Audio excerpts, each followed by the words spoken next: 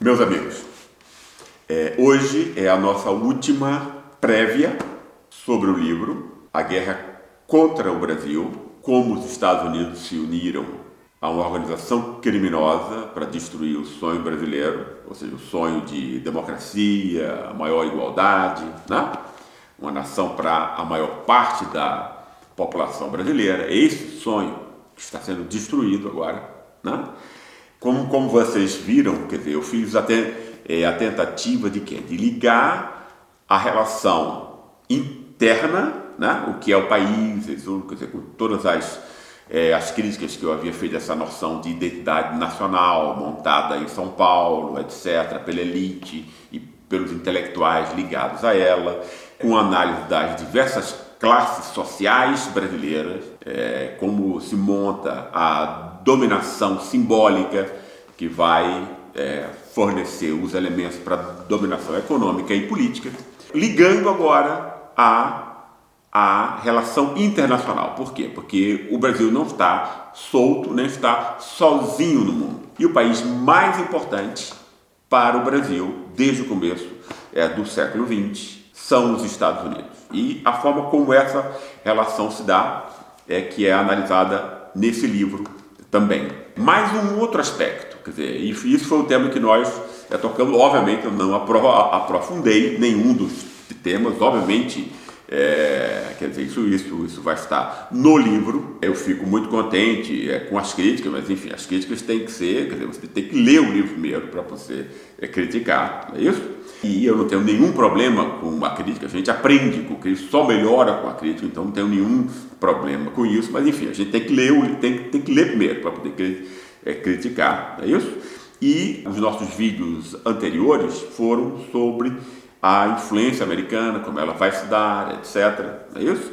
E hoje, nessa última prévia, antes do lançamento do livro, que vai se dar no próximo mês em São Paulo, eu vou dizer a vocês no próximo filme, o dia, etc., quando é que vai ser, etc., não é isso? Eu gostaria também de voltar ao tema por que essa influência dos Estados Unidos é tão forte, especialmente no país como o Brasil. Né? Por que os Estados Unidos, hoje em dia, estão mandando no Brasil como estão mandando, e tem aí esses dois lambe-botas, aí, de um lado Sérgio Moro de um lado e Jair Bolsonaro de outro, fazendo o trabalho para os americanos, antes de tudo para os americanos, como isso é possível? Isso só pode ser explicitado, né? Aí você não precisa invadir, você não precisa ter guerra, não tem reação como houve na Venezuela, né? Quer dizer, não houve guerra como no Iraque, na Síria. Por que é tão fácil dominar o Brasil? Essa é uma questão que exige uma resposta. E eu aprofundei nesse livro novo a minha análise sobre o racismo. E o racismo, pessoal, quer dizer, é um tema muito importante. Por quê? Porque o racismo, para mim, ele não tem a ver apenas com a cor da pele, né? Racismo é você separar o humano do não humano, do subhumano. Humano, subhumano. Uma das formas, e a mais visível, obviamente, quando você diz o branco é gente e o negro é subjente. Essa é uma forma, né, extremamente comum, extremamente cruel de fazer essa distinção, mas não é a única. Você pode jogar isso, né? O miserável, quem sabe menos, as classes iletradas, as mulheres, né? Todos esses segmentos são associados também a uma desumanidade. Quer dizer, que eu esclareço no livro como isso se dá. Agora, em países com uma forte tradição escravocrata, como especialmente o Brasil, né? Mas também os Estados Unidos, o racismo racial ele vai ser extremamente importante. Ele vai ser a forma como esse racismo geral, esse racismo primordial vai ser exercido. Nos Estados Unidos, quase sempre com o seu próprio nome, o nome do racismo, a raiva do negro, do latino, etc., explicitado, etc. No Brasil, pela hipocrisia da democracia racial, não é isso? nem as piores pessoas, nem um Jair Bolsonaro, eu não consigo imaginar ninguém pior do que Jair Bolsonaro, que admite, que celebra tortura, celebra assassinatos, celebra grupos de assassinato, etc, etc. O pior tipo de gente é impossível ter, não é isso? Ainda assim, esse cara não admite que ele é racista no Brasil. Ou seja, então, no Brasil, o racismo vai se dar por interposta pessoa, ou seja, usando um outro discurso, enganando, manipulando e usando uma máscara sempre. Quais são essas máscaras? É isso que eu aprofundo no livro. Né? Afinal, o racismo da classe média sobre os pobres, quer dizer, o racismo de um Moro, né, de um Dallagnol, daquele pessoal do Ministério Público que tem todo um sobrenome estrangeiro, que eles usam isso como se fosse uma grande coisa, não é isso? Né? Essa classe média branca que se transforma em nobreza do Estado, juízes, etc, etc, e que passa a ter raiva, né, de partidos populares, de um cara como Lula na presidência, negro entrando nas universidades.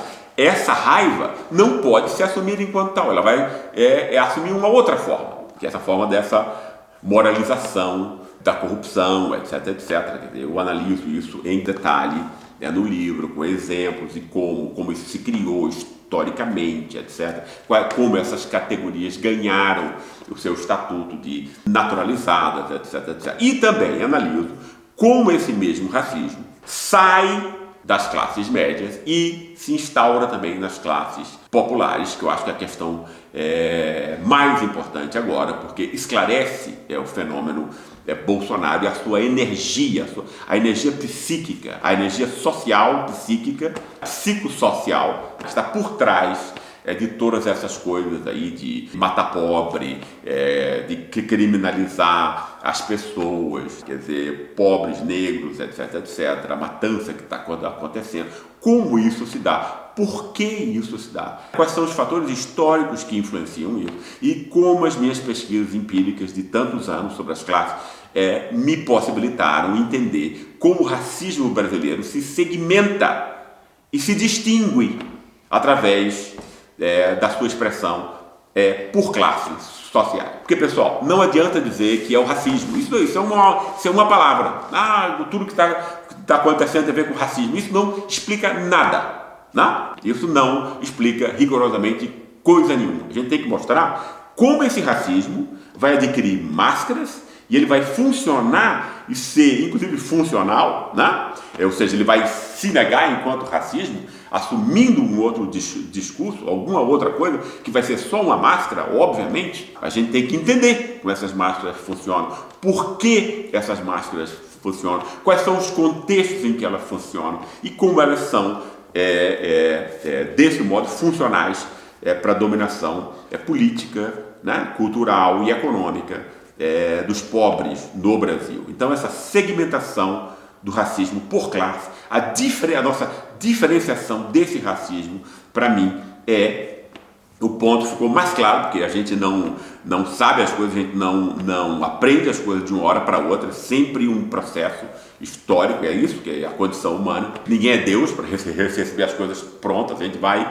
aprendendo isso no caminho, e eu acho que nesse livro pude mostrar a forma, quer dizer, do modo mais amadurecido, do modo mais claro também, da forma como o racismo racial passa a ser a forma como as classes no Brasil, né, e todas as outras formas de distinção social ganham concretude na vida cotidiana. Eu fiquei muito contente de ter chegado a essa forma, porque não havia conseguido essa clareza nos livros anteriores, ou ao menos como eu gostaria, e eu acho que nesse livro essa questão está bem mais acessível e está também diferenciada e mostrada a sua forma de como ela historicamente chegou até o nível como nós a encontramos hoje. Enfim, eu acho que nessas 4 prévias que nós tivemos agora, essa hoje é a última, eu espero ter informado a vocês o conteúdo do livro,